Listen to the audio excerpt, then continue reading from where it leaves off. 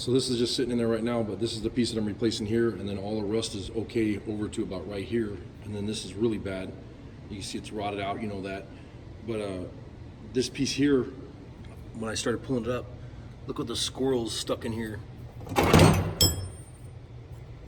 This is completely full of nuts and just all kinds of crap. It's gonna rust out the frame rails for the unibody.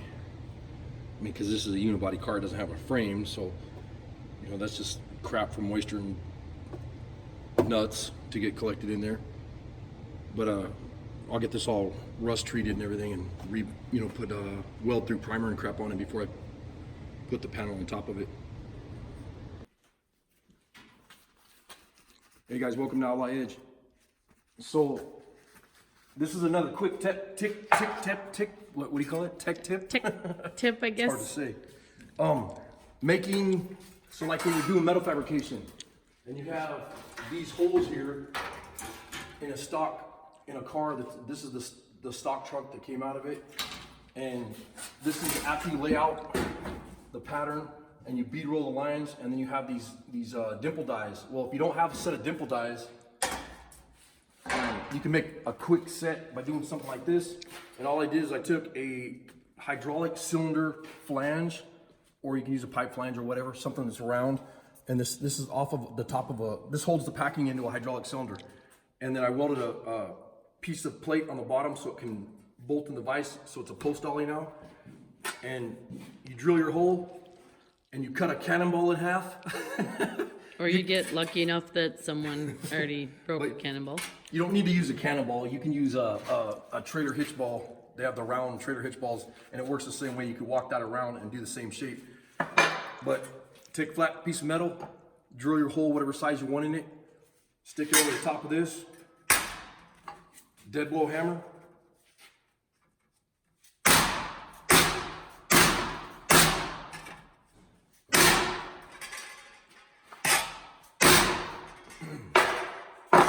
Just shape it until you get it to where you want it. And you make a quick dimple die. Of course, this one's kind of off-center, but I'm just using a piece of scrap metal. But then, after you metal finish your work, take a hammer and dolly and clean it up.